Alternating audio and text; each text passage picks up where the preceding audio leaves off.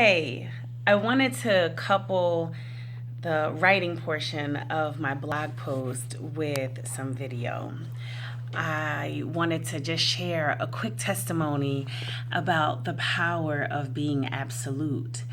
Like I said earlier in the blog, I've had issues with being absolute because it makes me feel uncomfortable because there have been times that I have been absolute, whether it was during a moment where I was being assaulted or just, being in a classroom setting and saying something and people don't believe you or people discount what you're saying. That I've had that experience.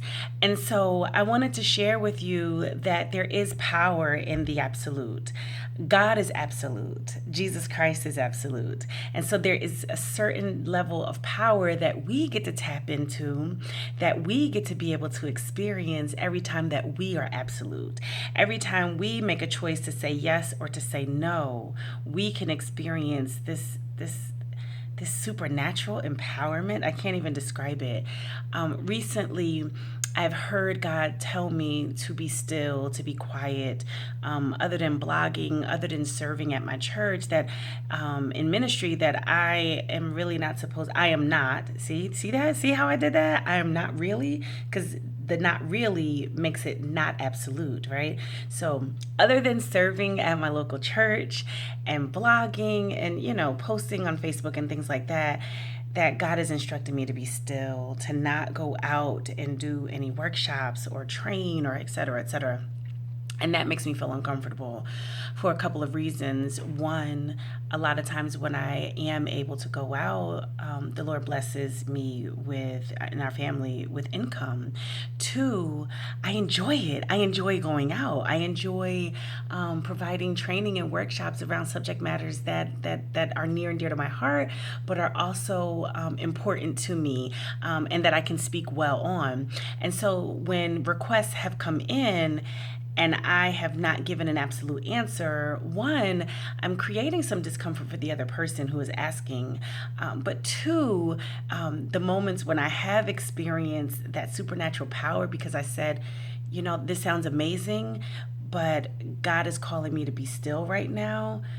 What I'm doing in that moment is honoring God's request. What I'm doing in that moment is experiencing the safety of being in His will. And so I just want to encourage you that you can be absolute.